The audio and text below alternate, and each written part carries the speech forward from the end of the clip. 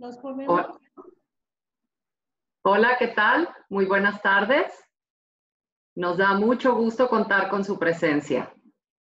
Mi nombre es Tania Son y a nombre del Departamento de Psicología, Educación y Salud y a través del equipo de atención emocional y la maestría en psicoterapia del ITESO, es un gusto para mí darles la bienvenida a este proyecto llamado Atención al Personal Sanitario, Cuidando al Cuidador.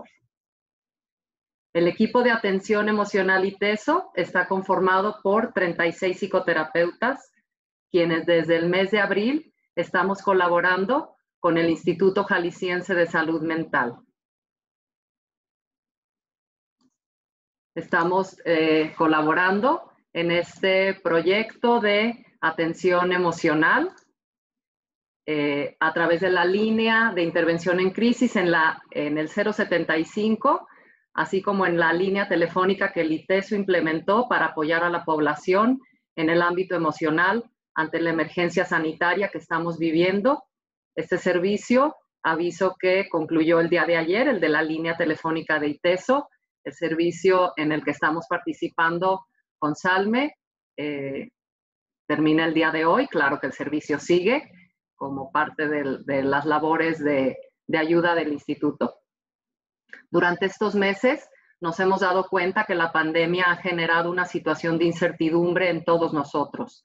En especial, los profesionales dedicados al cuidado de la salud enfrentan grandes desafíos en su práctica clínica cotidiana por la crisis sanitaria. El personal de salud tiene que responder a esta crisis, dejando muchas veces de lado la atención de sus propias necesidades de apoyo emocional. Este proyecto de Cuidando al Cuidador es una serie de 6 eventos que tienen lugar de manera quincenal los sábados a las 4 en punto de la tarde y tienen como propósito colocar al personal de salud en el centro para reflexionar sobre las problemáticas que experimenta y buscar juntos alternativas de solución focalizadas en el autocuidado y en el cuidado de los demás. El día de hoy tendremos nuestro cuarto diálogo, denominado La escucha y la empatía, recursos básicos en la interacción. Y para conversar sobre este tema, tengo el gusto de presentarles a nuestras ponentes. Leticia Adriana Sánchez Báez. Ella es doctorante, es estudiante del 5º semestre del Doctorado Interinstitucional de Investigación Psicológica del ITESO. Tiene estudios de maestría en Desarrollo Humano por ITESO y en Terapia Familiar por el Centro de Estudios y Atención a la Familia, AC. Leti estudió la licenciatura en Psicología Clínica en la Universidad Autónoma de San Luis Potosí. Además, es fundadora y directora del Centro de Bienestar en Pareja y miembro fundador de la Asociación de Desarrollo Humano de México, ADEUM.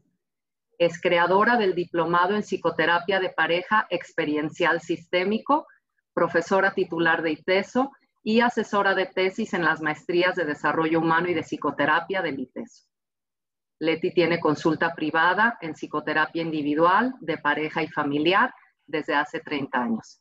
Muchas gracias, Leti, por acompañarnos. Muchas gracias. Buenas tardes. Bienvenida. Gracias. Le doy también la bienvenida a María Luisa González Aguilera. María Luisa es psicoanalista del Círculo Psicoanalítico Mexicano, es doctora en filosofía por la Universidad de Guanajuato. También es maestra en psicología clínica por la Universidad de Guadalajara, es docente en diferentes programas de formación en psicoterapia en el ITESO y en otras instituciones y universidades de la región y del país.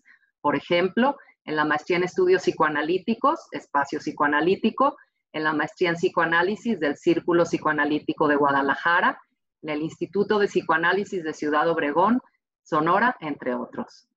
Desde hace 30 años ejerce la práctica privada en psicoanálisis con niños, adolescentes y adultos, que ha sido enriquecida con trabajo institucional en el DIF, la Secretaría de Educación Pública y el Centro del Bosque AC, Casa de Medio Camino para Pacientes Psiquiátricos. María Luisa ha escrito varios artículos en revistas nacionales e internacionales en temas relacionados con la salud mental y la perspectiva psicoanalítica. Gracias, María Luisa, por tu presencia. Gracias por invitarme. Aquí estoy. Buenas tardes. También les presento a nuestra moderadora, Elvira Orozco Gómez. Elvira tiene un doctorado en psicoterapias humanistas por la Universidad de Bonagents, tiene una maestría en desarrollo humano por el ITESO y licenciatura en psicología por la Universidad de Guadalajara. Es profesora titular de la licenciatura en psicología, de la maestría en desarrollo humano y la maestría en psicoterapia en el ITESO. Colabora en el departamento psicopedagógico de una institución particular de educación básica y media superior. Es psicoterapeuta en práctica privada y facilitadora de diversos cursos, talleres y diplomados. Muchas gracias, Elvira. Gracias, Tania. Un gusto estar con ustedes. Buenas tardes. Buenas tardes. Bien, pues tanto Leti como María Luisa y Elvira forman parte del equipo de atención emocional ITESO. Nos estuvieron apoyando en contestar llamadas tanto en la línea de Salme como en la que se implementó en el ITESO. El servicio de la línea del ITESO, como les comenté hace un rato, terminó el día de ayer y nuestra participación con el equipo de Salme termina el día de hoy. Pero el funcionamiento de la línea 075 continuará trabajando con el personal de Salme los 365 días del año, las 24 horas del día, brindando atención emocional e intervención en crisis a las personas que lo requieran. También nos acompañan detrás de cámaras los psicoterapeutas Cecilia González, la doctora Cecilia González. ¿Qué tal, Ceci? ¿Cómo estás? Hola, Tania. ¿Qué tal a todos? Los invitamos a participar. Muchas gracias. Ceci va a estar apoyándonos con la recuperación de las preguntas para hacerlas llegar a la moderadora y a las ponentes. También nos acompaña el maestro Ricardo Ramírez. Él va a estar apoyándonos detrás de cámaras con todo el apoyo logístico y técnico. Muchísimas gracias, Ricardo. Buenas tardes. Muchas gracias. Bueno, pues gracias a todos por su compañía y sin más le pido a Elvira que dé inicio a nuestro diálogo. Gracias. Gracias, Tania. Pues buenas tardes. Un gusto iniciar. Y bueno, quiero iniciar con la siguiente frase. Escuchar es una forma de tocarnos a la distancia. Murray Schafer. Quise empezar con esta frase porque en este mundo pandémico, donde sin duda estamos viviendo momentos difíciles, lo más prohibitivo es precisamente tocarnos físicamente. Pareciera que el camino es trascender esa barrera. Somos seres relacionales, nos necesitamos. Es cuando precisamente nace la urgencia de escucharnos y empatizar, pues son recursos básicos para tocar y ser tocados. De una forma segura, por así decirlo, impulsando la interacción. Estos elementos, tanto la escucha como la empatía, parecieran términos muy conocidos y presentes en nuestros contextos. Reconocemos su importancia, pero también la dificultad para llevarlos a cabo, porque incluso con las mejores intenciones, las prisas diarias, el estrés, las demandas tanto personales como profesionales, nos ponen límites que lo impiden. ¿Pero qué son o cómo se entrelazan esos recursos? Antes que nada, toca aclarar que oír no es lo mismo que escuchar. De acuerdo con la RAE, lo primero se refiere a solo percibir sonidos y la segunda tiene la cualidad de prestar atención, es decir, se vuelve un acto intencional, donde yo me presto precisamente de forma voluntaria a poner mis sentimientos en estar presente para el otro. Friedman, por su parte, dice que en lo profundo de nosotros queremos que alguien nos conozca, que escuche la canción de nuestro corazón. Y escuchar es una invitación a cantarla, a ayudar a sanar nuestras heridas. ¿Cómo podemos permitirnos escuchar esa canción del otro? ¿Cómo podemos recibirlo, comprenderlo? Un gran paso sería permitirnos conectar con nuestra empatía, la cual Carl Rogers define como una actitud de profundo respeto y comprensión por los significados del otro, con una cualidad de acogida y aceptación. No es una identificación. Quien está en estado empático se permite ser receptivo al mundo interior del otro, sus sensaciones, pensamientos, emociones, sentimientos, etcétera, pero sin apropiárselos. Para ello exige la capacidad de diferenciarnos como individuos, haciendo frente a la respuesta afectiva sin perder nuestros límites, sabiendo que conecto con su experiencia, pero sin perder esta cualidad del cómo sí. Y sin extenderme más, abro este espacio de diálogo y aprendizaje con mis panelistas porque estoy consciente que frente a mí tengo a las verdaderas especialistas quienes sin duda podrán ampliar y profundizar en este tema tan importante. Lanzo la primera pregunta, que ya hice una pequeña introducción y quisiera que ellas ampliaran estos términos. ¿Qué es la escucha y qué es la empatía? Y abro primero la palabra a la doctora Leti. Adelante. Gracias. Pues, ¿qué es la escucha y qué es la empatía? Como palabras son muy comunes, más como recursos para el encuentro con el otro, pensaría yo que son una disciplina. Para poder escuchar es necesario primero tener la capacidad para estar en conexión conmigo, para saber qué está ocurriendo dentro de mí, para identificar mis emociones, para identificar también aquello que estoy pensando, lo que tal vez me inquiete, y poderme detener para mirar eso que está ocurriendo en mí y tomar la disposición, tomar la actitud de ponerlo en algún momento en pausa. Escuchar no es dar, escuchar es abrir un espacio. Escuchar es detener por un momento todo eso que está ocurriendo en mi interior, en mi mente o en mis emociones, y al detenerlo, poder observar al otro, poder escucharlo con toda mi atención y tratar de captar lo más posible qué le está ocurriendo, qué está queriendo transmitirme con lo que dice, más también con lo que no dice, pero que muestra tal vez en sus gestos y que muestra tal vez en la manera, en el tono que habla o las palabras que usa, la circunstancia en la que está. Ese es el primer momento. La escucha es un primer momento indispensable para pasar al otro, que es la empatía. Desde mi manera de experimentarlo, la empatía es una vez que yo recibo esto que escucho, esto que capto de la otra persona, es un esfuerzo, es un movimiento intencional de intentar encontrar en mí qué de lo que yo he vivido, qué de lo que yo he experimentado de mis situaciones de vida, en dónde puedo encontrar un espacio común con lo que la persona me está expresando. Elvira decía, no es una identificación, porque una identificación es decir, mira, yo como tú, y no. De lo que se trata es de, insisto, poner en pausa por un momento lo que a mí me ocurre y tratar de captar cómo se puede estar sintiendo la otra persona, cómo pudiera estarle dando significado a su experiencia, qué cosas de lo que vive son las relevantes de lo que me está compartiendo, y buscar en la experiencia que yo he tenido cómo lo puedo comprender con lo que yo sé y he vivido. Y de esa manera podérselo regresar diciéndole, mira, lo que yo puedo captar en lo que me estás compartiendo y que ya escuché con atención es esto. Esto vives, esto significa, si te sientes, probablemente. Siempre se presenta como una probabilidad. Me imagino, supongo, creo que te pudiera sentir así.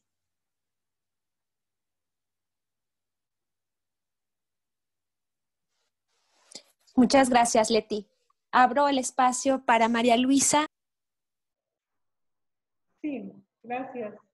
Bueno, yo quisiera comenzar haciendo un breve homenaje y reconocimiento a los médicos que en esta época de emergencia sanitaria han estado dando toda su atención, su entrega.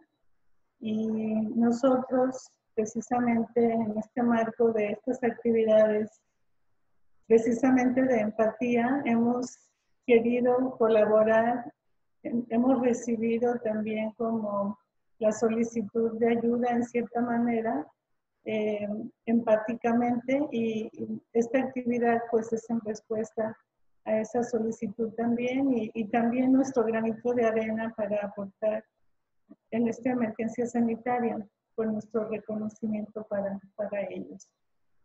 Efectivamente, la escucha y la empatía son capacidades, son habilidades que tenemos todos. Sin embargo, ¿cómo es que estas habilidades que tenemos se convierten en herramienta terapéutica? Y precisamente, muy centralmente, en el ámbito de la salud mental, salud física, incluso salud espiritual. ¿Por qué? Porque entonces estas habilidades se convierten en herramienta. Aquí me centraría en cómo nació el psicoanálisis precisamente. Ahí cuando se estaba tratando una enfermedad física, que era la histeria, que se consideraba enfermedad física, llega un momento en que el paciente le dice a su médico, cállese y escúcheme, porque no me está escuchando. Y en ese momento el médico hace silencio, el médico que era Freud, hace silencio, escucha al paciente y en ese momento se instaura lo que se llama el método psicoanalítico, que es la cura por la palabra, podríamos decir, pero para que haya alguien que hable, tiene que haber alguien que pueda estar en disposición de escuchar. Entonces se hace una relación, digamos, de palabra y escucha, que es lo que está en el centro de lo que estamos tratando hoy. La empatía, pues, digamos, siento que es una habilidad que todos tenemos. Un descubrimiento importante en 1996 de un neurólogo italiano, Giacomo Rizzolatti, nos deja ver que estamos capacitados neurológicamente para la empatía. Eso quiere decir que estamos capacitados desde que nacemos para responder empáticamente al otro. Por tanto, es una capacidad sensitiva en principio. Eso nos hace capaces de sentir con el otro. No es el único elemento de la empatía, también está la parte cognitiva. Es decir, que después de poder tener la capacidad de empatizar, hay que tener la capacidad de diferenciar para poder responder de una manera efectiva y también terapéutica. Ya podremos ampliar más en lo que sigue. Gracias. Gracias, María Luisa. Entonces, tomando notas de lo que ustedes van compartiendo, hablan de que es una disciplina, es una herramienta, es una disposición y también es una herramienta para sanar y ser sanados. Pero, ¿qué sucede? ¿Cómo podemos o cómo el personal sanitario puede aplicarlo o estos recursos en sus ámbitos? ¿Qué importancia tienen y cómo lo pueden aplicar, considerando pues el contexto en el que están de prisas, de estrés, etcétera? Y pues en esta ocasión le iniciaríamos con María Luisa.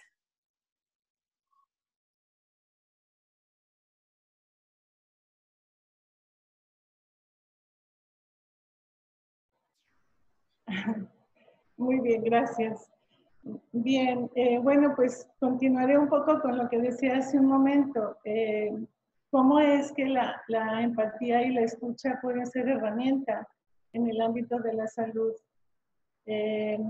Aquí quisiera posicionarme yo con respecto a los médicos, precisamente en lo que estamos definiendo como empatía, los médicos y el personal de salud en general. Estamos definiendo empatía como también la capacidad de poder escuchar sin juzgar y poder reconocer en el otro su propio saber. Es decir, no imponer un saber propio. En ese sentido, la empatía y la escucha en el ámbito médico, pues es muy importante. Hay un movimiento, creo que cada vez más creciente, de poder incorporar en la capacitación de los médicos el aprendizaje, si podríamos llamarlo así, o el desarrollo de la habilidad, porque en realidad la empatía no se aprende, más bien se desarrolla. Y entonces en la formación de los médicos han incluido talleres de empatía, porque consideran que la relación médico-paciente se vería muy enriquecida si los médicos pueden tener esa disposición de poderle dar lugar a la palabra del paciente, poderlo escuchar. Se entiende que cuando el paciente tiene esa posibilidad de ser escuchado, su disposición para la curación aumenta. También se considera que cuando el médico tiene la disposición para empatizar con el paciente, puede generar mejores diagnósticos y disminuir los errores médicos, cosa muy importante, porque hace una dupla muy profunda con el paciente, cosa que no ocurriría si no hace un enlace, un vínculo empático con el paciente. Así que recomiendan que pues haya una comunicación más o menos profunda con el paciente y descentrarse del modelo biomédico que hace una entrevista fría, tiende directamente, rápidamente al diagnóstico, no se interesa por la vida del paciente y por tanto pues los diagnósticos son muy rápidos y puede ser que no correspondan o no tengan vinculación pues con lo que el paciente tiene para decir. De tal forma que recomiendan, como digo, que se pueda entablar un vínculo empático con el paciente. De esta forma, pues, como les digo, hay talleres de empatía que los mismos directivos de los hospitales generan como una manera de capacitación, pero también pues hay trabajo que se puede hacer entre colegas. Entiendo que no es una práctica muy difundida, pero entiendo que también está en desarrollo.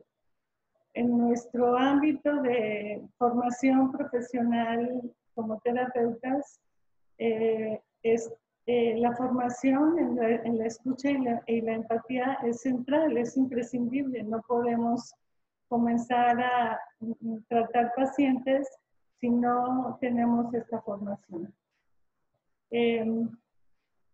Creo que siendo que compartimos el ámbito médico, el ámbito de la salud, perdón, pues es algo que se puede compartir. Gracias. Muchas gracias, María Luisa. Y bueno, en esa oportunidad el espacio para Leti, en relación a esto, María Luisa plantea que es algo que se desarrolla y que es importante para todo el personal de salud. Me gustaría escucharte, Leti. Sí, estoy totalmente de acuerdo en esta idea que comparte María Luisa. Todos somos empáticos y aprender a desarrollar la habilidad empática es una cuestión nada más de tiempo, de dedicación y de darle esta atención. En particular con los médicos, a mí me parece que hay una ventaja muy grande para poder empatizar con sus pacientes, en el sentido en el que tienen tanto conocimiento de lo que ocurre cuando una persona menciona un síntoma o menciona una circunstancia médica, una circunstancia corporal. La persona describe un síntoma, más el médico puede hacer el acopio de todo esto que conoce, de toda la información acerca de los órganos, su funcionamiento, etcétera, y puede ir a desarrollar una idea de cuáles son las sensaciones que está experimentando la persona en su cuerpo y observar cómo eso tiene un cierto sentido para la persona.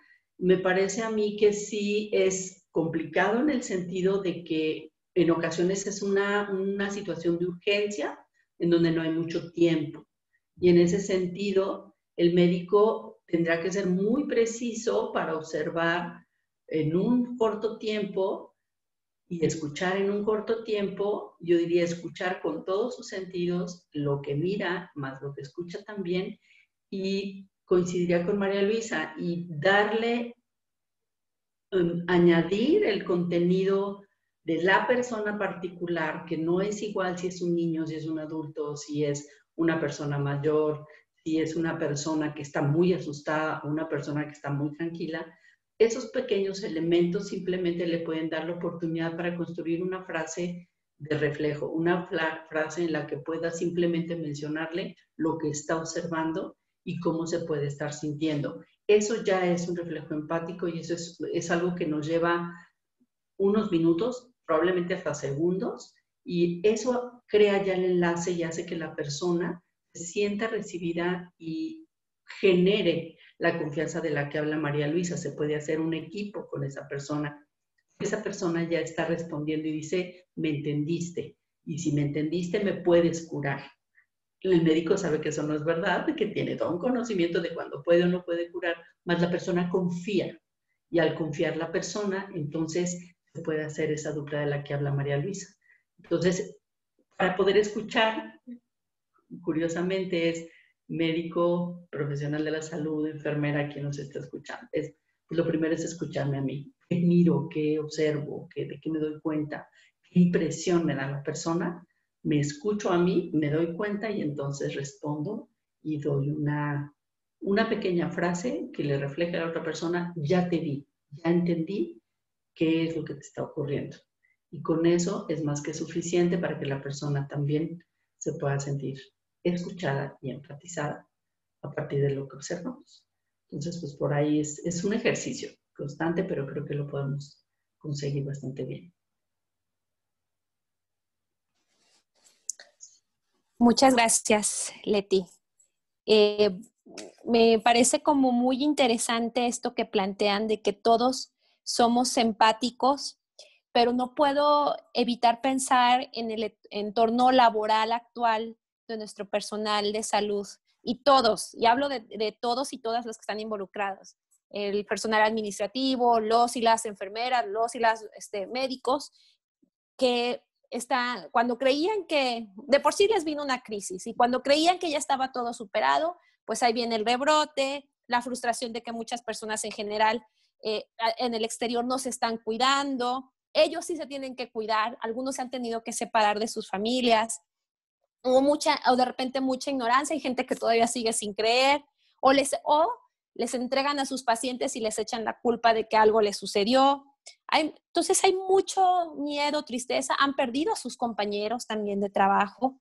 Entonces, no me puedo evitar preguntar ¿cómo se puede ser empático en un entorno así? ¿Cómo pueden lograr escuchar y conectar con una persona que a lo mejor no se cuidó o no conecta con ella? Entonces, pues me nace esa pregunta y abro el espacio para Leti.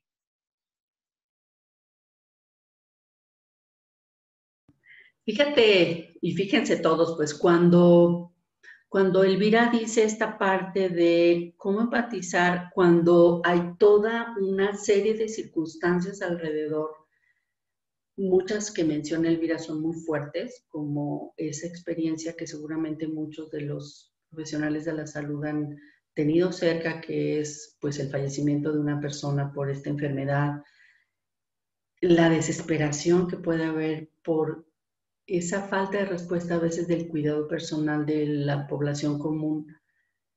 ¿Cómo ser empáticos en esa situación? A mí me parece que precisamente necesitamos tomar un respiro. Yo sé que en ocasiones decimos, no tengo tiempo, dicen ellos, y es verdad, no tengo tiempo ni de ir al baño, no me puedo mover de ahí en 8 horas. Sí, ese ejercicio de escucharme a mí es fundamental. Y cuando digo escucharme a mí, no me refiero a toda una parafernalia que se tuviera que hacer. Es el imperativo de no dejar de mirar lo que soy y lo que tengo, porque soy mi recurso. Es a veces muy estresante las demandas externas, la responsabilidad tan grande que a veces hay de una vida que está frente a mí y en donde esa serie de conocimientos que tengo y esa serie de experiencias que yo ya he acopiado, pues están al servicio de esa persona, más sobre todo y por encima de todo, lo que hay es una persona que eres tú, el médico, enfermera, psicoterapeuta, quien nos esté escuchando, que tiene una capacidad para evaluar, comprender y darle valor y peso a lo que está ocurriendo. Y eso solo lo puedo conseguir si no me pierdo de mí. No perderme de mí simplemente estoy en una circunstancia complicada, respiro y voy hacia adentro. Cierro los ojos 5 segundos, 3 segundos, respiro, me conecto y digo, esta persona que está aquí, tengo esta capacidad, puedo, voy. O me siento cansado, necesito lo que sea que se identifique, seguirlo tomando en cuenta para poder saber también mis limitaciones. Esta es una parte sumamente difícil, pero existe, ¿no? Entonces, en la medida en que respondo hasta donde puedo, soy capaz de decir, en este momento necesito ayuda, en este momento necesito hablar con alguien, ahorita yo ya no puedo más, necesito parar. Y paro 10 segundos o media hora, o lo que pueda, duermo 1 hora si puedo, más respondo de manera que me siento entonces mejor y puedo volver a funcionar. Entonces, cortar esa vorágine de urgencia es sumamente importante, escucharme a mí primero. Y entonces estaré en esa disposición. Si yo respiro y miro a la otra persona, estaré en la disposición de poderla escuchar y empatizar con ella. No sé, está ahí mi participación. Muchas gracias, Leti. Bueno, y abro el espacio para María Luisa. Muy interesante esto que planteas de tomarse el espacio y que somos nosotros los que nos dedicamos al área de la salud nuestro mayor recurso. Si no nos escuchamos, entonces vamos a dejar de escuchar al otro y perderíamos el principal recurso. Entonces regreso con María Luisa. Adelante, María Luisa. Gracias. Creo que me quisiera centrar en 2 cosas en particular. Una que se llamaría la autoempatía. ¿Qué quiero decir con esto? Un poco siguiendo lo que decías, Elvira, que es la capacidad pues, de podernos sentir, de podernos mirar, de podernos reconocer en cómo estamos. Y a partir de eso poder como diferenciar la experiencia del otro y la mía. Y también poder reconocer el momento en el que tengo que detenerme, porque estoy atendiendo a lo que siento también, ¿no? Por otro lado, quisiera decir que ya que hemos elegido ocuparnos en el ámbito de la salud,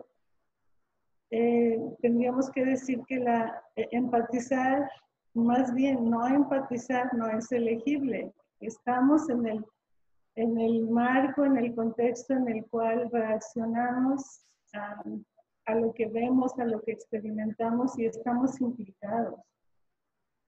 Por estar ahí estamos implicados, por haber elegido una profesión como esta estamos implicados. En ese sentido, entonces, se requiere que el primer momento de la empatía, que es la sensibilidad, dé paso al segundo momento, que es la reflexividad. Y entonces podamos, como decía hace un momento, detenernos, hacer un corte, poder pensar esa experiencia que estamos teniendo y poder poner un límite o diferenciar, como dije hace un momento.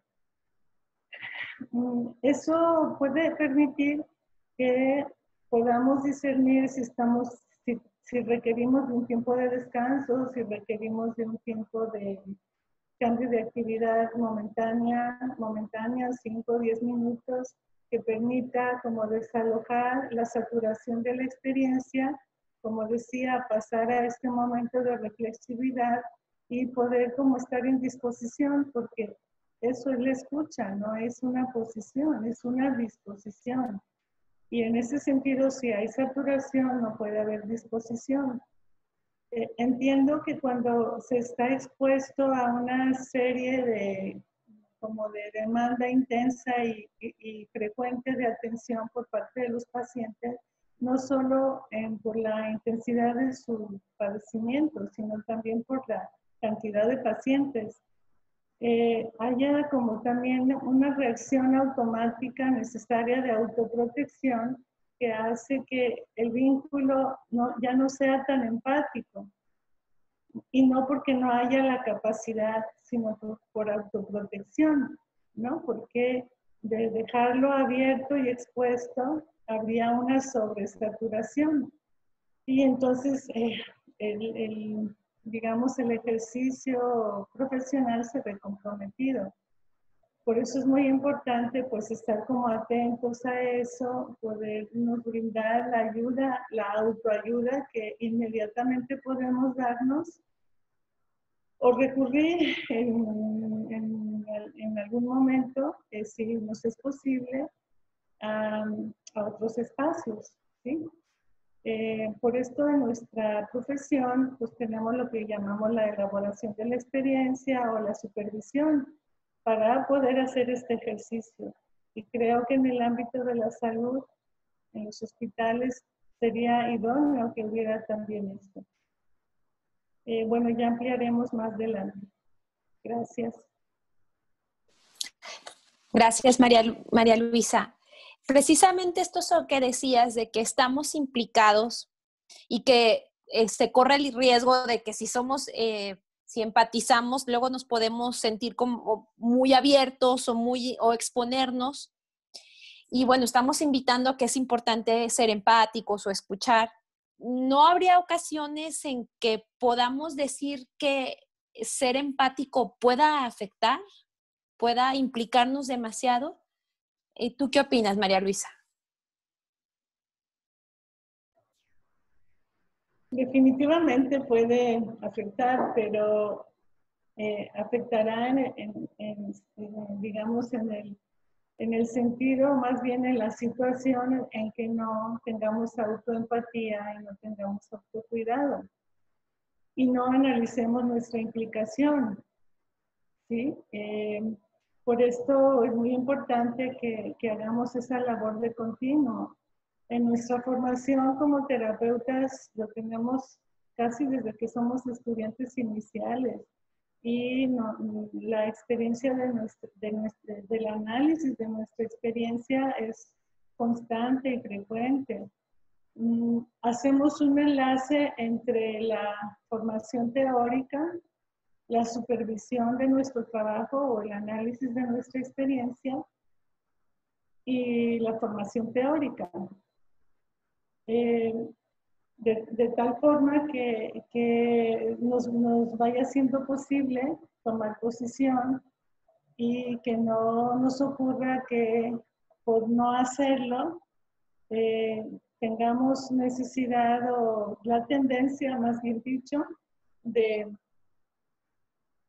autoprotegernos teniendo una práctica pues, que pueda ser fría, que pueda ya no ser vincular, que ya no sea de escucha, que sea rápida, que descarte de inmediato otro tipo de contenido que la consulta, el paciente pueda estar manifestando al médico y el médico se vea pues en la tendencia de derivar al paciente y digamos circunscribir su escucha a un diagnóstico médico. Y por tanto la vida del paciente, como comentaba hace un momento, ya no queda como incluida y digamos la relación médico-paciente, pero no solo la relación, sino el proceso mismo de la curación se ve afectado. Insistiría pues en que para que no ocurra que la sobreempatía, ¿no? O dicho de otra manera, también podríamos decir una sobreimplicación, afecte, pues hagamos siempre un cuidado constante. Si es que en nuestros espacios de trabajo eso no está generado, creo que es importante que se pueda generar, que se pueda gestionar, que pueda haber también sensibilidad para que eso se pueda realizar. Por otro lado, también veo muy necesario y también hay cada vez una intervención más creciente en eso, para que haya como formación para la empatía del paciente con el médico, ¿no? Porque estamos hablando de la empatía del médico con el paciente, pero no hemos hablado de la que podría y debería tener también el paciente con el médico, de tal forma que pueda entender que llega a un servicio de salud en donde, como bien comentaba Leti, el médico tiene muchas horas de trabajo, no ha tenido descanso y no está en el nivel óptimo de atención. Pero no solo eso, sino también que le exija, ¿no? Como si fuera quien puede resolverle inmediatamente su padecimiento, sin considerar, pues, que el médico también es una persona. Ya ampliaremos también sobre esto más adelante. Gracias. Muchas gracias, María Luisa.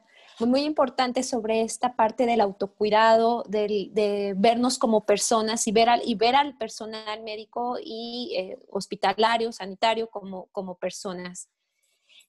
¿Tú qué podrías ampliar sobre este tema, Leti? Cuéntanos.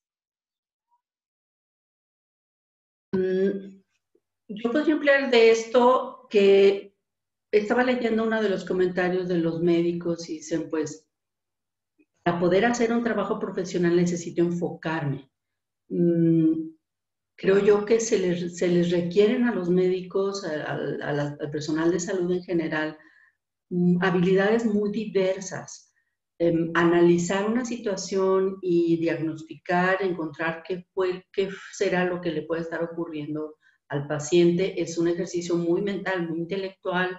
Hay que buscar información en la memoria y en la experiencia, y requiere de concentración, requiere de ser mental. Y entonces, cuando hablamos de empatía, pues el médico dice, si yo tengo que elegir una prioridad, mi prioridad va a ser atinado en la parte de la curación, ¿no?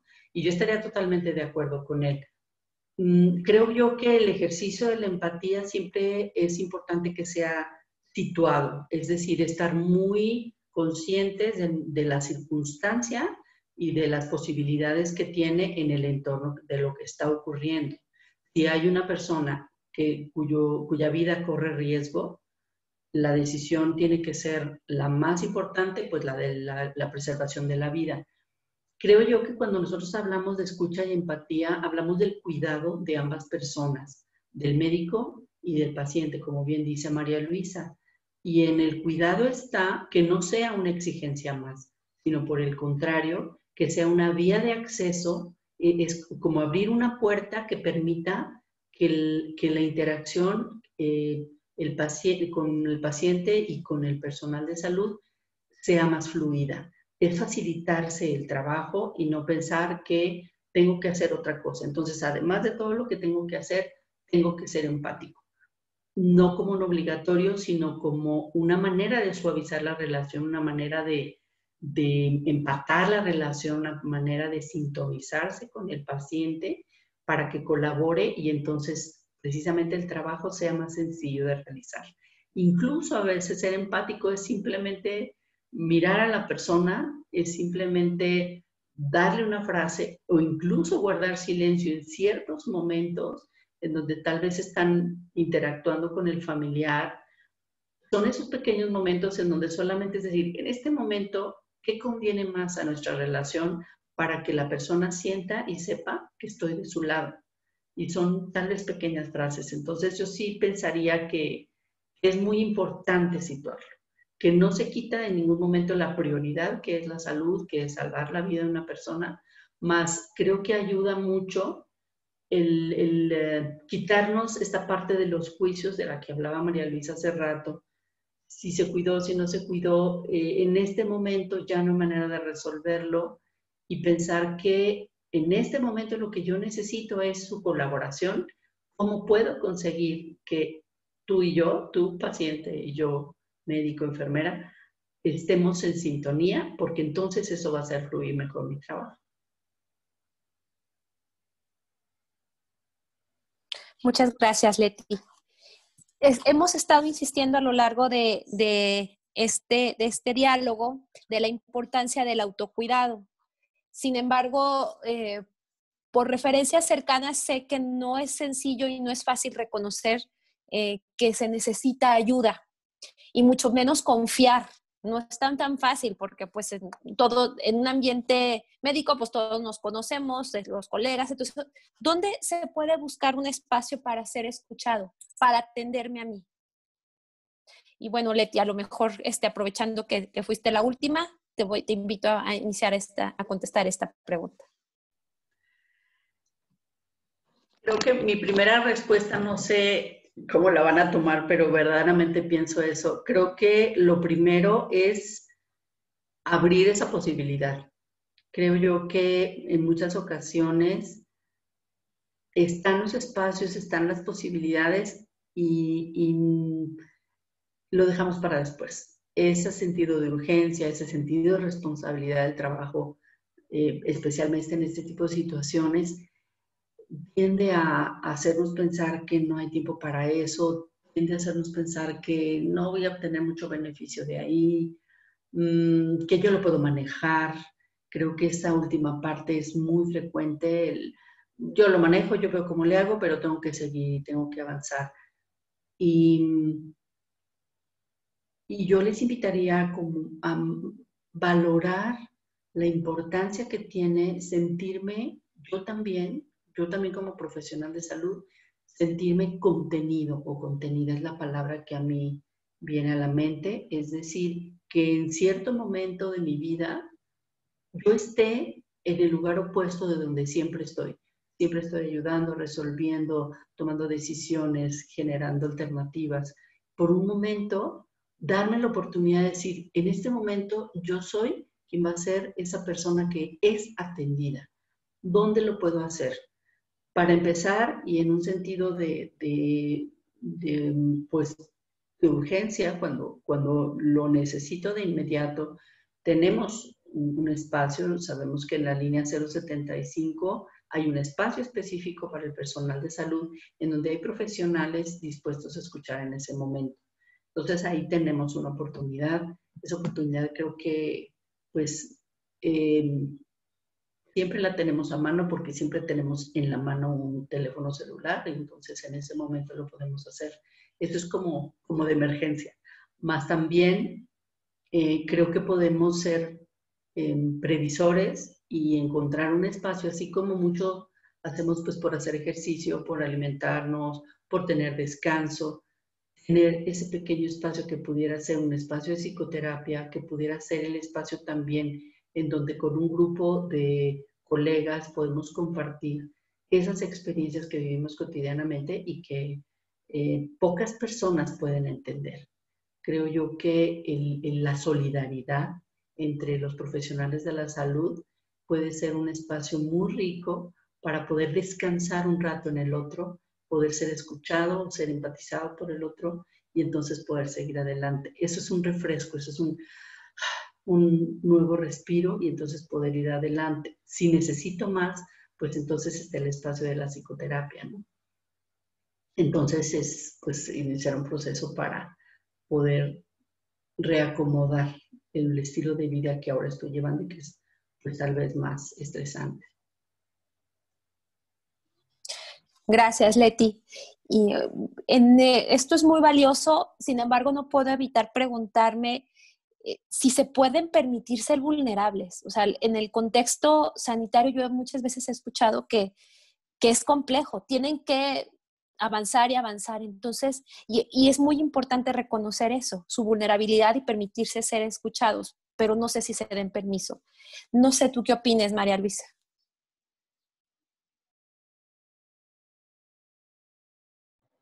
Sí, efectivamente estoy de acuerdo que el primer paso para poder como orientarse hacia un espacio de escucha personal sea reconocer la necesidad de ello,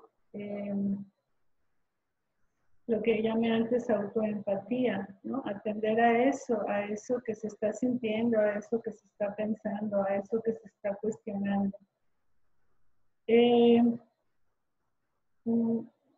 Tampoco puedo evitar, digamos, hacer una mirada a lo que es nuestra formación como terapeutas y reconocer en ello que estamos muy habituados a atender eso, de la necesidad de tener el espacio de escucha para podernos orientar, para poder discernir.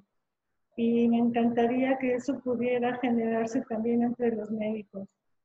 Entre los comentarios leía que no están formados, que no forma parte de su formación la escucha, la empatía, y por lo que podemos discernir por sus comentarios, tampoco como la necesidad de ir a un propio espacio de escucha.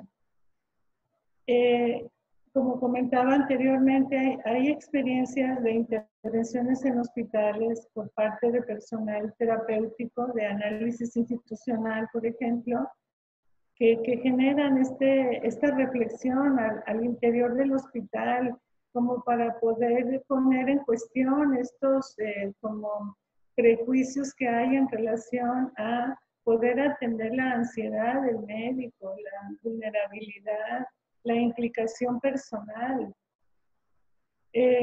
Los médicos son, creo que, de los profesionales, de los más apreciados por todos.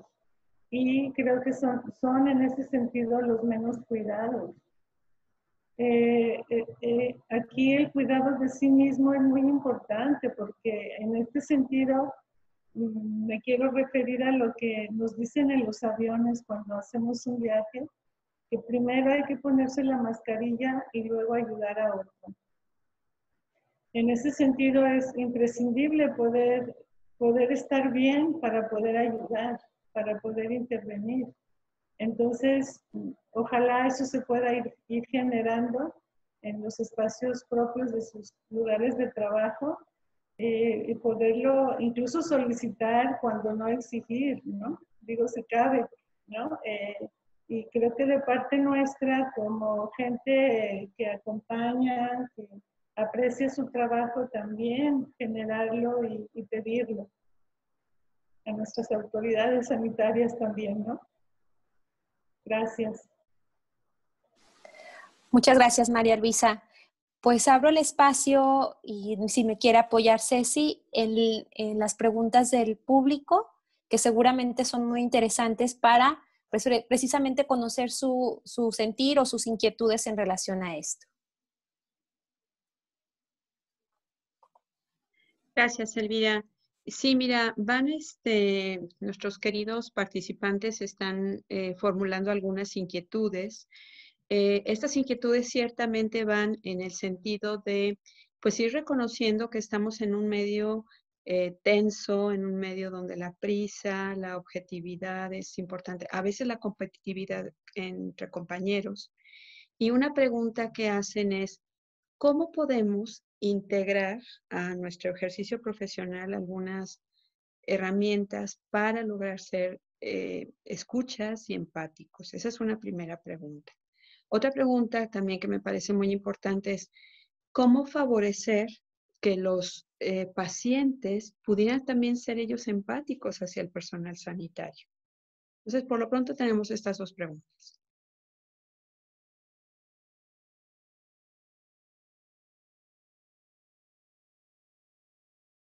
Creo que no te escuchas, Elvira. Okay. Gracias. Muchas gracias, Ceci. Pues abro el espacio si Leti nos quiere apoyar respondiendo estas preguntas y bueno, ya después sumaría María Luisa. Muchas gracias. Sí, hay dos preguntas aquí, una sobre cómo integrar estos recursos en la actividad cotidiana del médico, y pensaría yo que hay pequeñas palabras de entrada que permiten a la persona saber que del otro lado hay un ser humano. La mirada. Son cuestiones muy sencillas. Mirar a los ojos a la persona cuando llega, decirle bienvenida, preguntarle cómo está usted, llamarle por su nombre. son mensajes que le dicen a la otra persona, sé que allí está un ser humano, tú eres un ser humano, no eres una consulta más. Lleva unos segundos y abre la posibilidad de una interacción diferente. Una vez que ya estamos en medio de la interacción con la persona, creo yo que esas demandas, y quiero ir a la segunda pregunta, esas demandas de cómo le hago de ahorita arrégleme mi problema, me parece que como no es posible solucionarlo inmediatamente, es importante darle a conocer a la persona la disposición para hacerlo. Y eso genera la posibilidad de una empatía. Es decir, poderle comunicar a la persona, solo claro lo que se puede comunicar, como decir, voy a buscar la manera de solucionar este problema, estoy en esto, estoy trabajando en esto, o estoy buscando alternativas, estoy viendo posibilidades. Si me interesa resolverlo, es una manera también de conseguir de la otra persona esa sensación de que se le está ayudando aun cuando todavía no se tiene la solución. Creo que no es fácil porque hay a veces desesperación, a veces urgencia, a veces mucho dolor y eso hace difícil la paciencia en la otra persona. Más la empatía creo que puede venir de que la otra persona sepa un poquito de lo que está pasando del otro lado. Es decir, estoy buscando la solución, estoy viendo, hay 3 alternativas, hay 2 posibilidades, nos vamos a tardar media hora, 1 hora, 2 horas, tiene que ir al laboratorio. Cualquier información que le diga a la persona, mírame, aquí estoy y estoy haciendo algo por ti, puede generar en el paciente una comprensión. Ah, ok, entiendo, estás en proceso. Ah, ok, entiendo, esto lleva pasos. Estás haciendo lo mejor que puedes. Y entonces la demanda profesional puede disminuir porque ya estoy sintiéndome atendido. Por ahí un poquito. Muchas gracias, Leti. María Luisa, y en este sentido del deseo del personal de salud de ser comprendido también, de esta parte de cómo están siendo demandados, exigidos, ¿cómo lo podrían hacer? ¿Cuál es tu opinión al respecto? Sí, pues en eso creo que es muy importante que haya como apoyo de parte de otros profesionales, como psicólogos, por ejemplo, del ámbito de la psicología de la salud, que puedan visitar los hospitales y generar talleres con los pacientes, no solo en relación a lo que se llama la psicología de la salud o la educación con respecto al padecimiento que tienen los pacientes o a la adherencia al tratamiento o a cómo cooperar mayormente con su tratamiento, sino también a cómo empatizar con el médico. Ya dijimos antes que la empatía no se puede aprender porque sería como un pleonasmo, ¿no? La empatía se tiene, solo hay que desarrollarla, hay que contactar con ella. Y creo que los pacientes necesitan ubicarse en ese sentido en relación con el médico, que no es tan solo para recibir la ayuda del médico, la atención del médico, sino para reconocerle también su intervención y comprenderlo también. Pero eso se requiere, ahí sí, en cierta manera, educar. Abrir ese espacio, digamos, esa reflexión que me parece está como obturada, está como cerrada, no está como suficientemente sensibilizada. Y ahí yo creo que, como decía, la intervención de otros profesionales, como pueden ser los psicólogos, que puedan colaborar en talleres educativos, podría ser una herramienta importante. Si no hay esa posibilidad en los hospitales, no en todos los hospitales, pues se podría generar al interior del mismo personal médico ese tipo de talleres o generar algo que forme parte como de una inducción del paciente que va a ser atendido, ¿no? Sobre todo en servicios como más especializados, ¿no? Bueno, me parece que es un terreno como para desarrollar y generar más alternativas. Pero me parece muy importante, definitivamente. Gracias. Muchas gracias, María Luisa. No sé si Ceci nos quisiera apoyar con algunas otras preguntas que han llegado para que nuestras panelistas nos apoyen con sus respuestas. Claro que sí, Elvira. Mira, nos hacen esta pregunta siguiendo un poco la línea de qué recursos puedo sumar para ser cada vez más empáticos. Nos preguntan si habría algún ejercicio concreto que ellos pudieran desarrollar para desarrollar más su capacidad de empatía. Muy bien, muchas gracias. Pues, María Luisa, ¿tú qué opinas? ¿Hay algún ejercicio, alguna herramienta que pudiera ayudar en este sentido?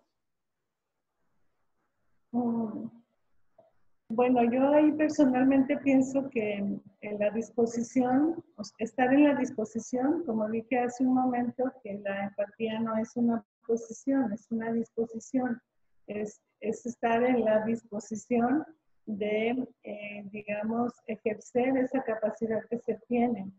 En ese sentido, entonces, por ejemplo, es muy importante mirar al paciente, ¿no? Mirarlo cuando se le habla.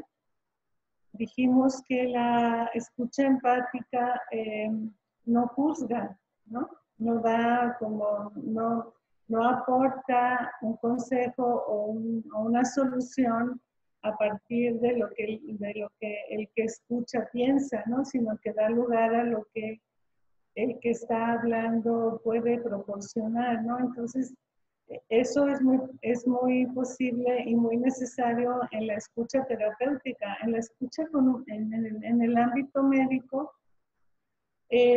pueda ser, como dije en alguna de mis intervenciones, que allí se pueda dirigir el médico al paciente en relación a que pueda decir algo acerca de la historia de su enfermedad, el que ha pensado como soluciones, el cómo colaboraría para su tratamiento, es decir, darle lugar a la palabra del paciente para que quede como una alianza entre él y el médico en relación al tratamiento que se va a generar. Lo que hay de trabajos en relación a la capacitación del personal médico en cuanto a la empatía y la escucha, hacen mucho énfasis en eso, ¿no? En que el médico pueda hablarle al paciente en términos del paciente, no solo en sus términos propios, ¿no? Porque de esta manera el paciente se puede como apropiarse más de lo que se le está indicando para que pueda como realizar en lo que va a consistir su tratamiento. Puede ser más efectivo, como dije también antes, que reduce errores médicos porque hay como el tratamiento está generado conjuntamente. Es lo que podría decir. Gracias. Muchas gracias, María Luisa. Y Leti, en relación a esto, tú también mencionabas esta parte de detenerse, respirar, pero ¿habría algo más? Porque, híjole, ya me imagino a los que nos están escuchando, que es que a veces no tengo tiempo ni para respirar. Entonces, ¿algo más, Leti? Sí, como una técnica, detenerse a respirar es un inicio. Esto que dice María Luisa, nos sorprendería mucho si le preguntamos a la persona, al paciente que tenemos enfrente, ¿usted qué cree que tiene? ¿Usted qué cree que le pasa? ¿Usted qué se imagina que le está pasando? Ese tipo de preguntas, una nada más, con eso sería suficiente. Ese ejercicio de escuchar cómo la otra persona se imagina o supone o cree que está transitando por la enfermedad, nos puede dar información muy valiosa porque nos dice de cuál es su actitud ante la enfermedad. Esas pequeñas preguntas pudieran ser muy útiles porque lo que nos pide esta persona es ¿cuál sería una técnica? Yo pensaría que podemos preguntar a la persona, ¿usted qué piensa que le pasa? ¿Usted qué cree que le pasa? ¿Usted qué cree que le va a pasar? ¿O qué tan grave? En fin, una pregunta de este tipo para entender cómo se lo explica a la persona y entonces ahí, a partir de ahí poderla inclusive guiar para comprender realmente lo que está pasando, porque pueden haber pues ideas muy diferentes. Esa es una. Y la otra que yo he pensado y que también creo que ya la tenemos allá a la mano, yo estoy pensando mucho en lo que ya se tenga ya a la mano, y en la historia clínica pues son una serie de datos que parecen datos más epidemiológicos de edad, de localidad, lugar de nacimiento, más esos mismos datos nos pueden dar información de una circunstancia a la persona. E insisto, pues la manera como miramos a la persona, y eso en la práctica y en el ejercicio de la profesión cada vez más nos va creando una cierta comprensión global de la persona que tenemos ahí sentada enfrente, ¿no? Entonces, ese tipo de datos puede conjuntarse para podernos informar alguna circunstancia y corroborarla con la persona. Oiga, usted, esto que le pasa tiene que ver con tal o alguien más en su familia, en fin. Y eso ya nos genera una conexión también con la persona. Entonces, estas dos cuestiones serían pues algunas sugerencias muy prácticas dentro de la misma actividad cotidiana. Muchas gracias, Leti. Ceci, ¿nos queda espacio para una pregunta más? Si hubiera alguna pregunta o conjugarla, algunas que se combinen en tema para nuestras panelistas. Claro que sí, Elvia. Mira, alguien nos comenta que ellos como médicos ya han padecido la enfermedad, supongo que se refieren al COVID, y que por lo tanto eso les permite ser más empáticos con el consultante. Y bueno, esto lo sabemos, ¿verdad? La experiencia que hemos vivido nos permite conectarnos más con el otro. Pero por otra parte nos preguntan, ¿cómo darse cuenta cuando mi implicación personal es más allá de lo prudente? Es decir, estoy más involucrado de lo necesario. Entonces la pregunta va por ahí. ¿Cómo darme cuenta de esta implicación personal que voy teniendo? Muchas gracias, Ceci. Leti, ¿cómo podría saber esta persona que ya está sobreimplicado, que ya va más allá de empatizar o de conectar con el otro? Yo tengo dos elementos y eso sí se los comparto incluso de mi experiencia, porque claro que a mí también me ha ocurrido la sobreimplicación. Un elemento es que ya no me estoy escuchando a mí, es decir, ya no estoy poniendo atención a lo que a mí me está pasando, a lo que estoy sintiendo, a la circunstancia en la que yo estoy inmersa. Yo personalmente en mi vida ya no le estoy poniendo atención, la dejo de mirar, la dejo de lado. Y por otra parte, también puedo dar cuenta cuando yo estoy más interesada que la otra persona en aquello que quiero que se logre. Cuando me doy cuenta que insisto en que se haga tal o cual, o insisto en que la persona entienda tal o cual, o insisto en que se intente esto y aquello y lo demás allá, cuando la otra persona no está demostrando tanto interés como yo, ahí es en donde me puedo dar cuenta. Cuando ya es un asunto que lo tomo como necesidad propia, como interés de primera mano, más mío que de la otra persona, me estoy sobreimplicando. Eso como en el aspecto de las acciones. En el aspecto de las emociones, cuando lo que ocurre a la persona está generando en mí una emoción intensa. Claro que lo que se vive en un hospital, y claro que eso vive cuando se vive esto de las enfermedades como el COVID, se viven muchas emociones fuertes, más no tan fuertes como la persona que las está experimentando, el familiar, el enfermo. Si yo empiezo a experimentar emociones demasiado intensas para una persona que apenas conozco, es mi paciente, pero apenas la conozco, ahí me puedo dar cuenta que me estoy sobreimplicando.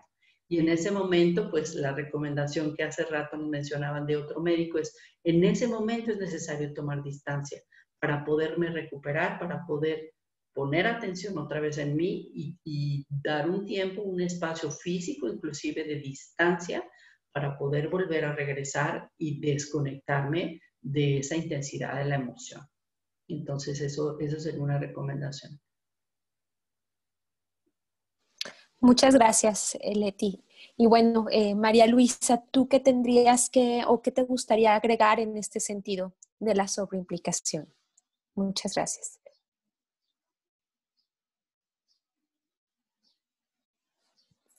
María Luisa.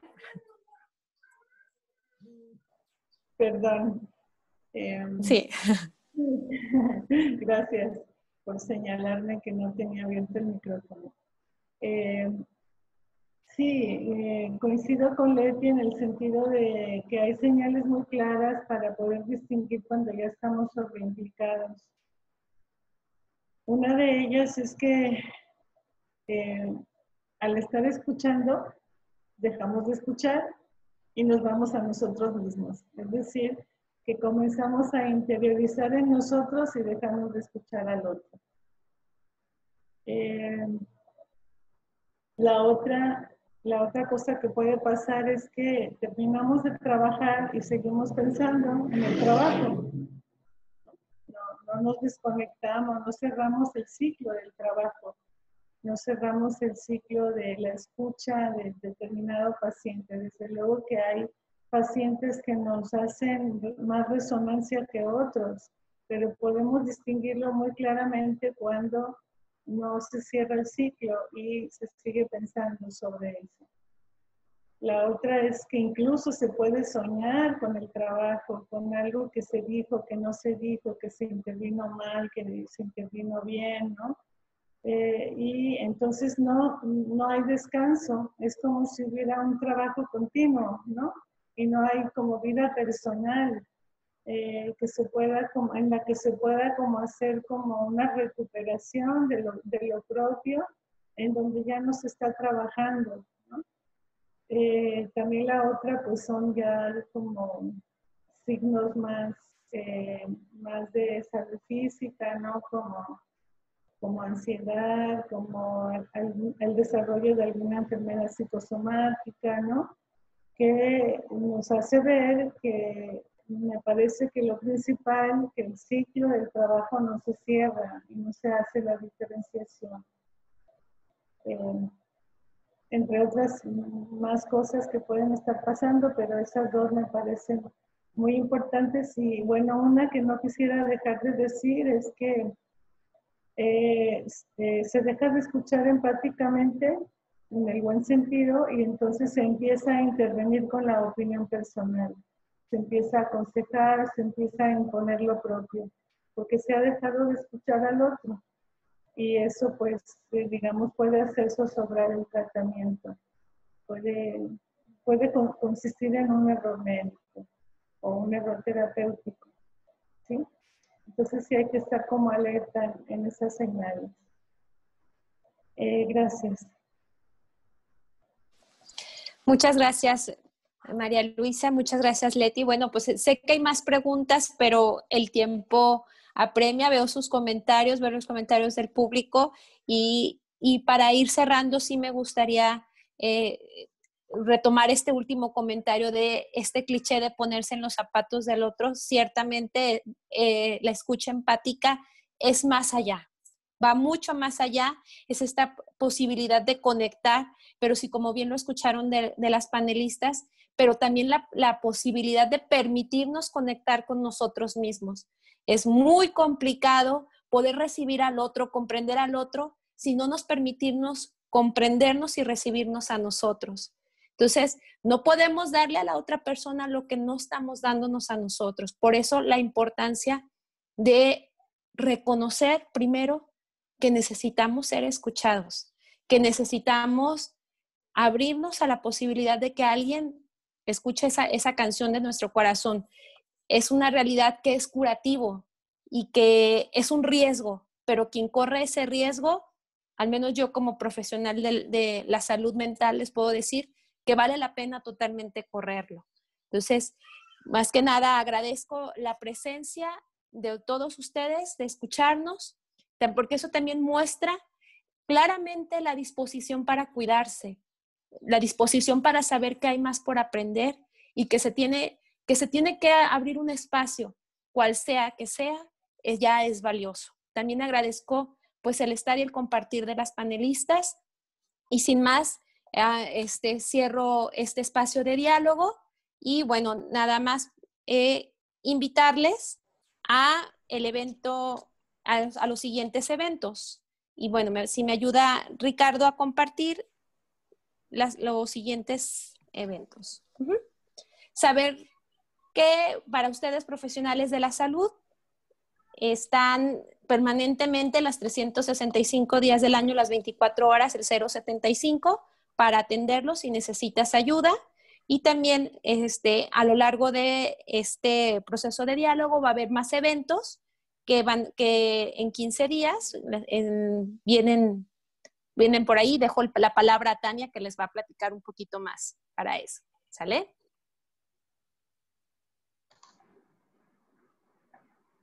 Muchas gracias, gracias Elvira. Y pues aprovecho para agradecer a Leti, a María Luisa, a ti Elvira, por las reflexiones y las alternativas que nos han compartido el día de hoy.